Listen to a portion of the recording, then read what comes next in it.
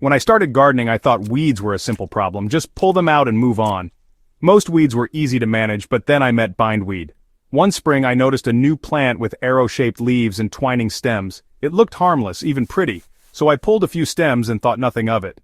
Days later, more shoots appeared, spreading further each time. I soon learned its name. Field bindweed, Convolvulus arvensis. My casual approach was a mistake. Bindweed didn't behave like other weeds. Pulling the stems only snapped them, leaving deep, brittle roots behind.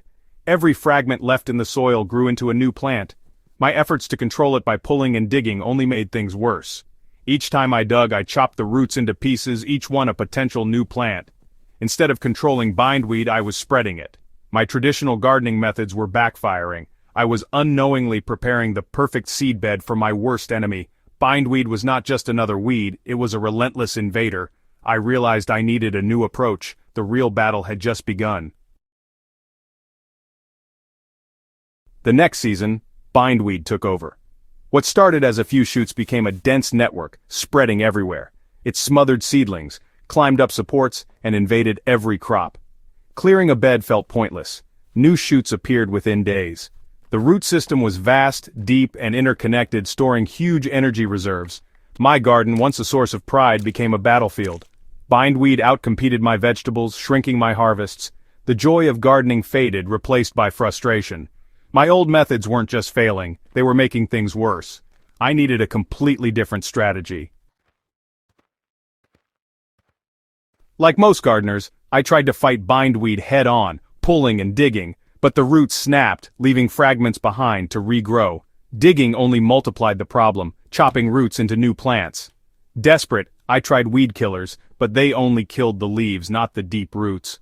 I covered the ground with black plastic, hoping to starve the weed. Bindweed just grew underneath, sending out pale shoots searching for light. Every method failed because I didn't understand bindweed's resilience. Its strength was in its deep, extensive root system. Pulling and digging only helped it spread. Surface treatments and chemicals couldn't reach the energy stored below.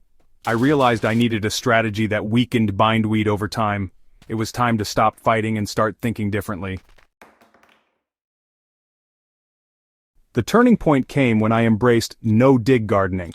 By not disturbing the soil, I stopped chopping up bindweed roots. I laid thick cardboard over the soil, overlapping edges to block light, then added a deep layer of compost. This created a weed-free layer for planting vegetables right away. The cardboard weakened the bindweed underneath, while the compost fed my crops. Persistent shoots still appeared, but now they were few and manageable. I also stopped leaving soil bare. Dense planting and ground cover plants like clover suppressed bindweed. In vegetable beds, leafy greens shaded the soil, making it hard for bindweed to thrive. The final step: consistent, careful cutting. Instead of pulling, I snipped off shoots at ground level. Each cut drained the root's energy, gradually weakening the plant.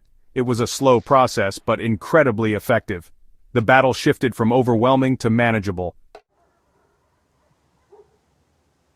This approach is about management, not instant eradication. The goal is to weaken bindweed until it's no longer a problem. In the first year, I cut new shoots every few days, but there were fewer, and they were weaker. By the second year, I only needed to check once a week. My vegetables thrived, the soil improved, and gardening became joyful again. Bindweed was still present, but it no longer dominated. Now I see only an occasional shoot, which I simply snip and compost.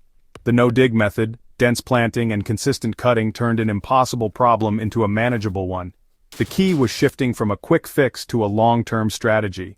If you're overwhelmed by bindweed, don't lose hope. Stop digging and pulling, cover the ground, plant densely, and be patient. Every snipped shoot is a small victory.